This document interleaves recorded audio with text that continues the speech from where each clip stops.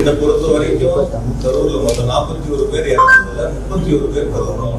அதே நேரத்தில் வந்து அவருடைய வீடியோல மற்ற இடத்துல அந்த கேன்சர் இந்த மாதிரியான சம்பவம் எங்கேயுமே நடக்கல, கரூர்ல மட்டும் ஏன் நடக்குது அப்படிங்கிற கேள்வியை பதில். பொதுவா அது வந்து அரசியலா பார்க்க விரும்பல, ஒரு மனிதாபிமானத்தோட. இதை பொறுத்த வரைக்கும் கரூர்ல மொத்தம் 41 பேர் இறந்ததுல 31 பேர் கரூர். 27 குடும்பங்களை சார்ந்தவங்க. ஒவ்வொரு வகையிலும் நான் நேரடியா அந்த குடும்பத்தோட தொடர்பு உள்ளவன்.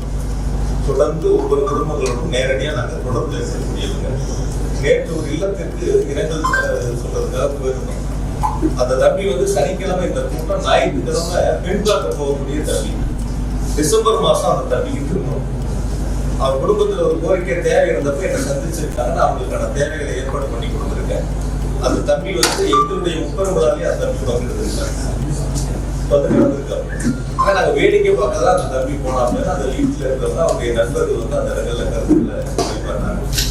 ஒரு அரசியல் நிகழ்வாக இவங்க பண்ணாங்க, அவங்க பண்ணாங்க, இவங்க மேல குற்றச்சாட்டு, அவங்க மேல குற்றச்சாட்டு, அது போன்ற கருத்துக்களை நம்ம முன்னெடுக்காம இனி வரக்கூடிய நாட்கள் இது மாதிரி ஒரு துயர சம்பவங்கள் இருக்கக்கூடாது. ஏன்னா ஒவ்வொரு குடும்பத்திலையும் நேரடியாக அவங்களோட பங்கெடுத்திருக்கிறோம். அவங்களோட அந்த நட்பு முறையில நம்ம இருக்கிறோம். அந்த துயர சம்பவங்கள் என்பது யாராலும் 1.5 வயசு குழந்தை, 3 வயசு குழந்தை, 5 வயசு குழந்தை, இது மாதிரி இருக்கக்கூடிய ஒரு சூழல்ல ஒரு அரசியலா இது யாரும் பார்க்கிட வேண்டாம். அரசியல் களத்துக்கு நம்ம அது போயிட வேண்டாம்.